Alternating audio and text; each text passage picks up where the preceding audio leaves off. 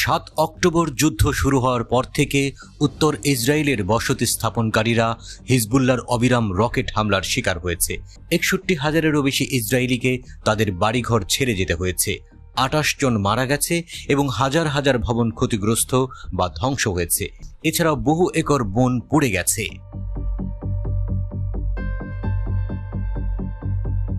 হিজবুল্লাহর আক্রমণ ইসরায়েলে আঘাত হানায় লেবাননের সীমান্তের কাছে বসবাসকারী লোকেদের প্রায়ই বোমা প্রতিরোধকারী বিশেষ আশ্রয় কেন্দ্রে লুকিয়ে থাকতে হয়। ইসরায়েল 50টি নতুন ভ্রাম্যমাণ বোমা প্রতিরোধী আশ্রয় কেন্দ্র স্থাপন করেছে।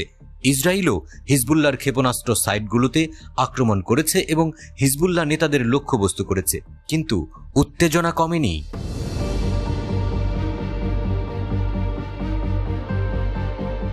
হামাস এবং হিজবুল্লাহ আলাদা। হামাস একটি সুন্নি মুসলিম গোষ্ঠী। ইরান হামাসকে অস্ত্র ও প্রশিক্ষণ দেয়, কিন্তু সরাসরি নিয়ন্ত্রণ করে না। কিন্তু হিজবুল্লাহ ইরানের সাথে ঘনিষ্ঠভাবে জড়িত। এটি ইরানের বিপ্লবী গার্ড IRGCর একটি হাতের মতো কাজ করে। এর নেতা হাসান নাসরুল্লাহ ইরানের নির্দেশ অনুসরণ করেন।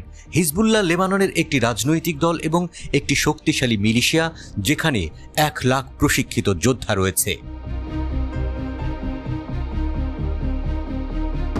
মধ্যপ্রাচ্য থেকে মার্কিন যুক্তরাষ্ট্রের আধিপত্য চূর্ণ করে দিতে চায় ইরান। 2003 সালে ইরাকে মার্কিন আগ্রাসন ক্ষমতার শূন্যতা তৈরি করেছিল, যা শিয়া মিলিশিয়া এবং ইরানপন্থী দলগুলি পূরণ করেছিল। ইরানের দীর্ঘমেয়াদী লক্ষ্যের মধ্যে রয়েছে ইসরায়েলকে নির্মূল করা, যাকে তারা যুক্তরাষ্ট্রের প্রতিদ্বন্দ্বী এবং ঘনিষ্ঠ মিত্র হিসেবে দেখে। ইরানের সর্বোচ্চ নেতা আয়াতুল্লাহ আলী খামেনি বলেছেন, 1948 সালে প্রতিষ্ঠিত ইসরায়েল তার 80তম বার্ষিকীতে পৌঁছাবে না। গত 13 এপ্রিল ইরান ইসরায়েলে 300টিরও বেশি ড্রোন এবং ক্ষেপণাস্ত্র নিক্ষেপ করেছিল, কিন্তু ইরান সরাসরি সংঘর্ষ এড়িয়ে গিয়েছিল।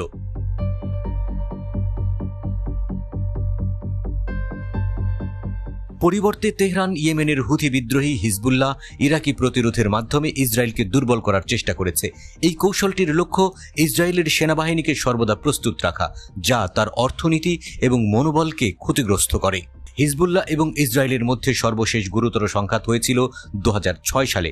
ইসরায়েল লেবানন আক্রমণ করেছিল এবং এই সংঘাতটি জাতিসংঘের একটি প্রস্তাবের মাধ্যমে শেষ হয়েছিল।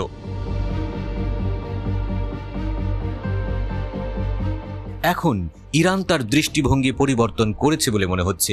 বাইডেন প্রশাসন ইরানের পারমাণবিক কর্মসূচিতে মার্কিন হামলার সম্ভাবনা কম করে প্রশান্ত মহাসাগরীয় অঞ্চলে ফোকাস করতে চায়। ইরান তার ইউরেনিয়াম সমৃদ্ধকরণ ত্বরান্বিত করতে যথেষ্ট আত্মবিশ্বাসী।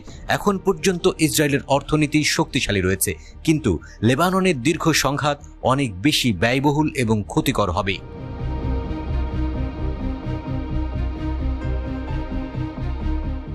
নাসরুল্লাহ বলেছেন, হিজবুল্লাহ যোদ্ধারা উত্তর ইসরায়েল আক্রমণ করতে প্রস্তুত এবং ইসরায়েলকে সাহায্য না করতে সাইপ্রাসকেও হুঁশিয়ারি দিয়ে রেখেছে।